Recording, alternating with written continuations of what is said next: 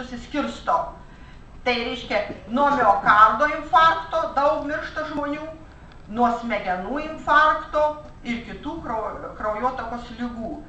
Kad miršta, tai dar nieko būtų, bet kad didelis invalidumas, žmonės po širdies ir kraujagyslių ligų, infarktų, insultų lieko neįgalus.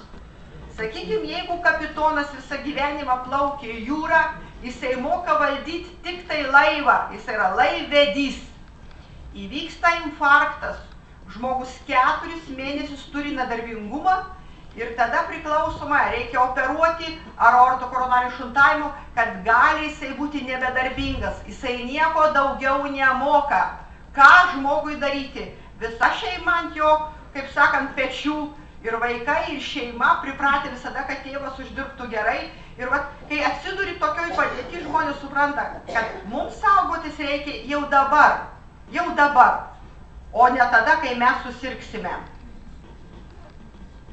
Kad parodyt, kaip vyrai ir moteris serga, tai reiškia pagal vyrų ir moterų sergamumą, kad vyrai daugiau miršta nuo, reiškia, vyrai ir moteris, dešiniai bus moteris, širdies ir kraujagyslių ligos moterų daug yra piktybinių navikų, o aišku, vyrų dar be širdies kraujagyslių, be piktybinių navikų, vyrai mus lenkia traumomis, apsinuodijimais, suicidais, savižudybėm. Kaip mes atrodom kitose šalių, kad kitų šalių atžvilgių išsivysčiuose šalyse mes bėgam, lekia visi turbūt, kaip ir visam pasauliu, todėl mirtingumas yra labai didelis. Ir kas yra rizikos veiksniai, jūs paklausit, ką daryti, kaip išvengti, kaip apsisaugoti, gal galima pradėti nuo savęs.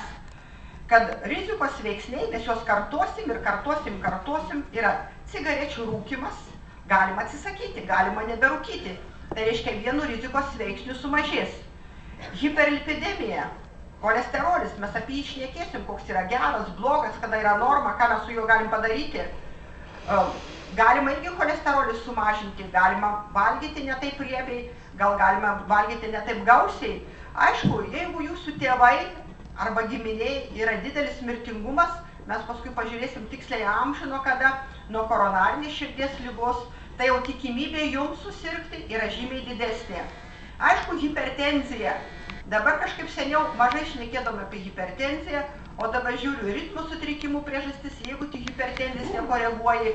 Ir koronarinės širdies išeičių yra hipertenzija labai svarbu, bet hipertenziją galim koreguoti. Reikia gerti medikamentus, ją galima suvaldyti. Cukrinis diabetas yra dabar vienas iš didžiausių rizikos veiksnių.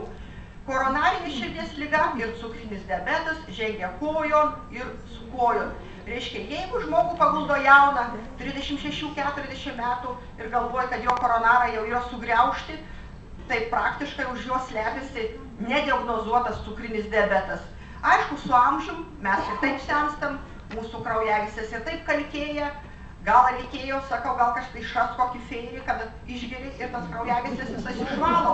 Uodus išvaro, kodėl kraujagyslės neišvalyti.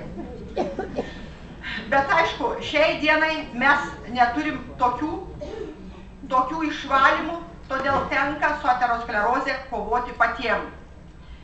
Reiškia, kas yra aterosklerozė?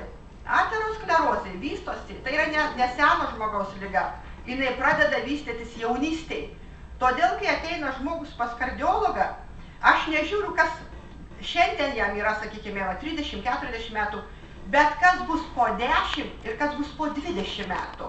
Va tada, kai aš sakau, kai jūs ateisite, jeigu aš būsiu dar ne pensijoje, tada pažiūrėsim, kad jūsų padėtis, jeigu jūs nekontroliuosit hipertenziją, tada viskas bus labai pažengę, reiškia,